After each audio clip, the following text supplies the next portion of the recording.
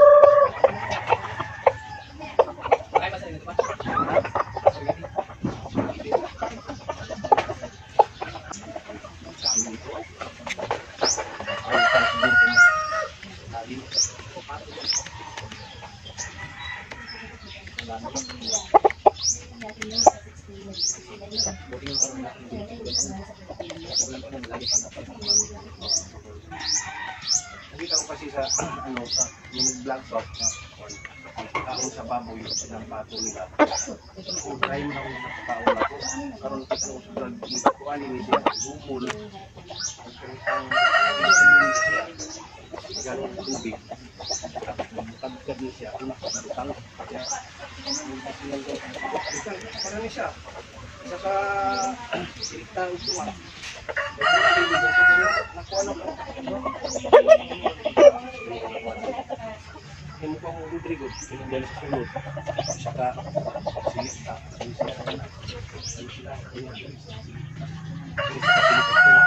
Sa baba, silikta. Magkala ko siya silikta. Magkala lang.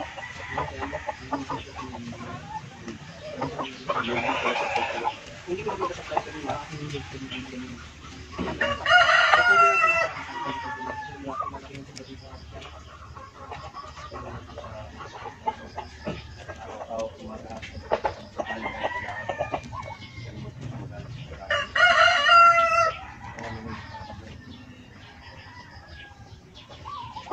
ay!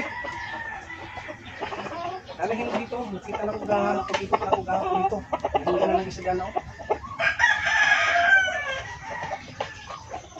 Simak mo ba? Nalagin na ako, nalagin na dyan ako. Pagkakang gusto na ko nakaroon. Ay, di ba? Ang ano ko kasi kung matandang babae mo, balik na ko, ay isa balik sa ano, nahapos mga balik yung nakawala dito lalaki, anin. Yung dalawan sa babae, dapat itong babae, lalaki na ito, dalawa lang. Ito kasusi, at ito na babae, tatlong lalaki sana lang. Daming lalaki kasi.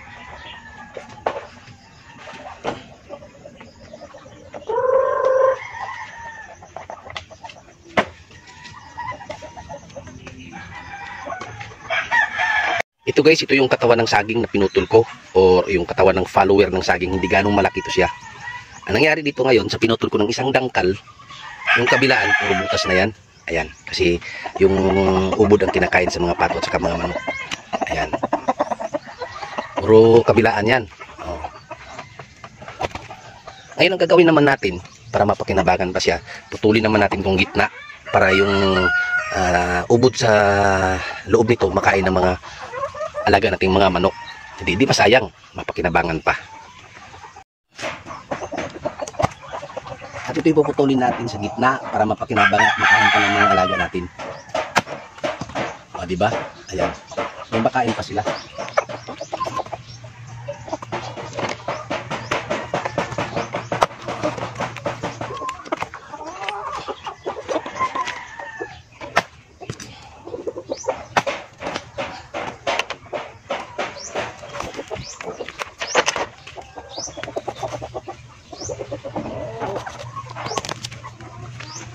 O ayan, kita nyo naman. Oh, kita nyo, kinakain nila oh. Di sa halagang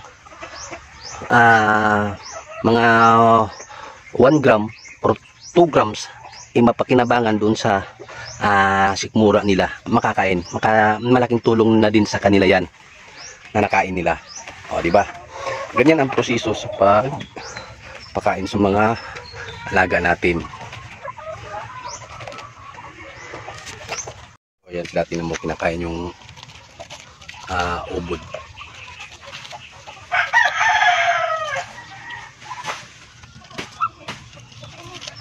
O, ikaw Brad Randy dyan sa Tibaloogs, Santo Tomas, Davao del Norte, ito ang gagawin mo para makabudget ka sa pagkain ng mga alaga mo. O, ganyan lang.